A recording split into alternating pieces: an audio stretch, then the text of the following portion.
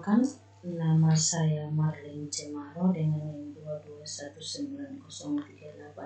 Saya akan menjelaskan materi tentang titik dan vektor dalam ruang.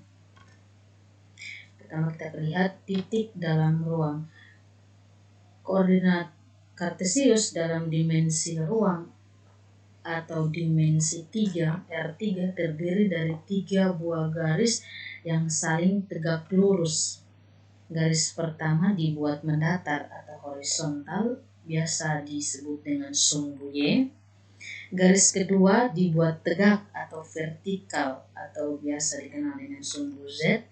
Dan garis ketiga dibuat miring atau memotong kedua sumbu atau disebut dengan sumbu X.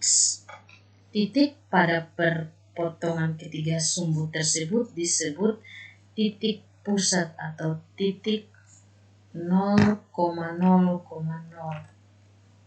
Kita perhatikan pada gambar 1.6 sistem koordinat kartesius di ruang. Kita lihat ini sumbu Y atau sumbu mendatar atau horizontal, dan ini adalah sumbu Z atau vertikal, dan sumbu X atau sumbu yang memotong kedua sumbu Z dan juga sumbu Y. Kemudian untuk contohnya kita lihat pada gambar 1.5 posisi titik T, mana titik T ada 6,2,3.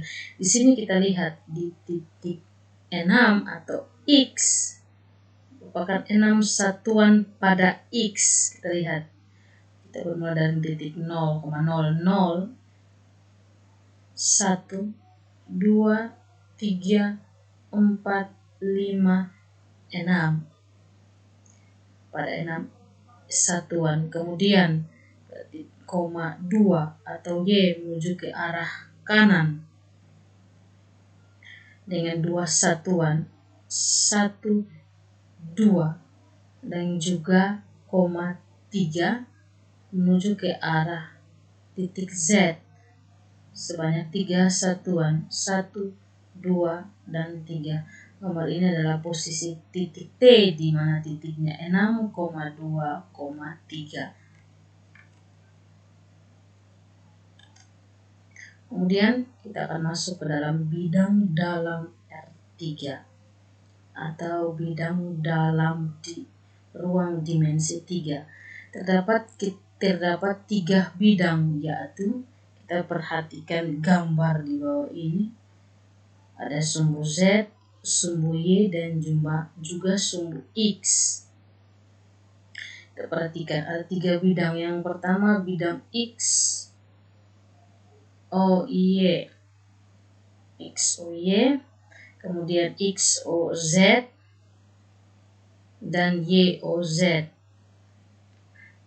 Membagi ruang menjadi 8 bagian yang disebut dengan oktan. Kita juga jika pada R2 atau dimensi 2 disebut dengan kuadran karena dibagi menjadi 4 bagian.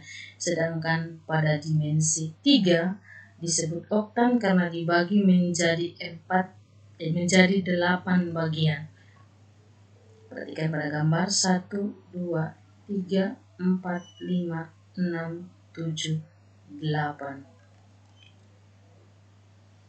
Suatu titik T, X, Y, Z di ruang dimensi 3 dikatakan terletak pada oktan 1 apabila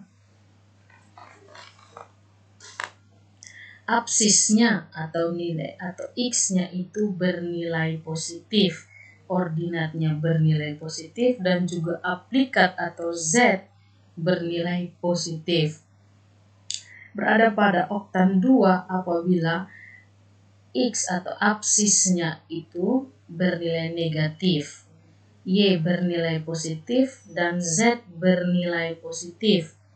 Berada pada oktan 3 apabila X bernilai negatif, Y bernilai negatif, dan Z bernilai positif. dan berada pada oktan 4 jika X bernilai positif, Y bernilai negatif, dan Z bernilai positif. Sedangkan kalau berada pada oktan kelima, yaitu jika X lebih besar atau X bernilai positif, Y bernilai positif, dan Z bernilai negatif. Sedangkan kalau berada pada oktan 6, X bernilai negatif, Y bernilai positif, dan Z bernilai negatif. Berada pada oktan ke-7, X bernilai negatif, Y bernilai negatif, dan Z bernilai negatif. Dan berada pada oktan 8, jika X bernilai positif, Y bernilai negatif, dan Z bernilai negatif. Kita masuk kepada contoh soal. Gambarlah sumbu-sumbu koordinat dan gambarlah titik-titik dengan koordinat. Mana titik A 3, 2, min 2, B min 2, 4, negatif 3, C min 4, 2,1, D min 2, min 3,2, serta tulislah koordinatnya di samping titik tersebut. Ini merupakan jawabannya, kita perhatikan. Ini merupakan titik A 3,2, negatif 2. Titik B min 2,4, negatif 3. Min 2. Titik C min 4, 2,1, dan titik D min 2, min 3,2.